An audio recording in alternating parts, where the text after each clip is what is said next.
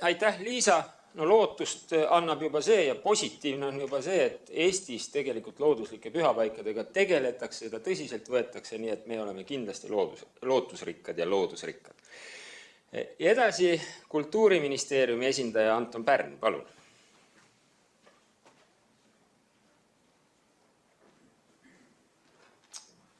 Aitäh! Tere hommikust, austatud siinviibijad, lugupeetud sõbrad, head sõbrad. Mul on väga hea meel, et see teema, mis on olnud meil aastaid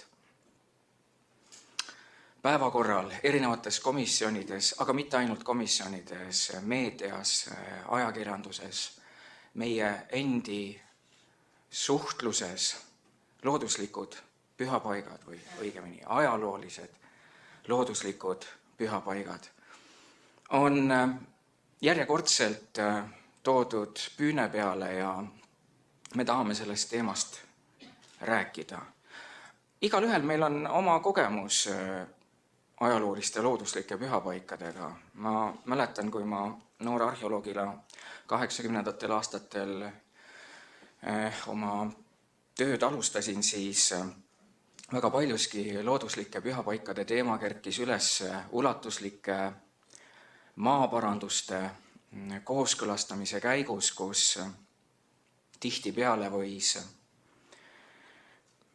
vanade põldude jäänuste, põllukivihunnikute ja ka üles tähendatud looduslike pühapaikade kõrval öelda, et me tegeleme maastikukaitsega. Aga ajas muutub kõik ja ühel hetkel tegelikult on ta meie oma ja me kõik mõistame, et mitte ainult maaparandus, vaid ka meie enda igapäevased teadmised vajavad selles mõttes värskendamist, et me ei unustaks oma pärandit ja oma pärandi mitmepalgelisust. Tõsi on ka see, et looduslikud pühapaigad, mida me seome ajalooga, on valdkondade vahelised ja meie eeskõnelejad Tõnis Lukas, kes Riigikogust väljus keskkonnakomisjonist ja Liisa Pakosta, kes meid tervitas Riigikogu poolt, on tegev kultuurikomisjonis, näitab tegelikult väga ilmekalt, kui valdkondade vaheline see teema on. Täna oleme olukorras, kus üks riiklik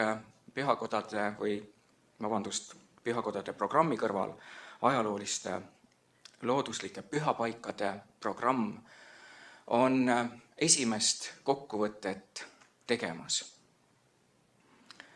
Selles programmis, mis mõned aastad tagasi sai töödokumendina käsile võetud, on olnud aastate jooksul väga palju tehtud, aga väga palju on samas jäänud ka tegemata või siis lõpuni viimata. Aga ma arvan, et ühe programmi eesmärk ongi kirjeldada ära see suur soov, milleni me tahame jõuda. Ja täna hetkel oleme me teatud mõttes teelahkmel selleks, et koos arutada, kuidas edasi. Võttes aja maha ei tähenda see ju sugugi seda, et me ei liigu edasi, aga kuidas liikuda koos edasi nii, et ühised eesmärgid saaks täidetud, selleks on vaja aega ja teinekord ka tõsiseid arutelusid. Ja teema ise on meile väga palju tõsiseid arutelusid juba programmi elluviimisel pakkunud, nagu füüsiline ja vaimne ruum.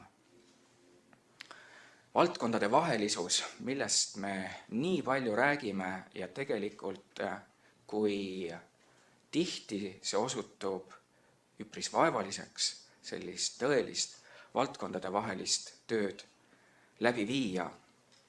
Aga ma arvan, et nii nagu me oleme viimasel ajal oma programmide sõnastuses hakanud kaitsmise kõrval kasutama selliseid sõnu nagu hoidma, väärtustama nii arvan ma ka seda, et uuel jätkuval koostegevusel ei kao ükski tegevus tegelikult kõrvale, ei kaitsmine, hoidmine ega väärtustamine. Ja seepärast ma soovin meile kõigile täna tõsist ja viljakat arutelu ja ikka koos edasi. Tänan tähelepanu eest.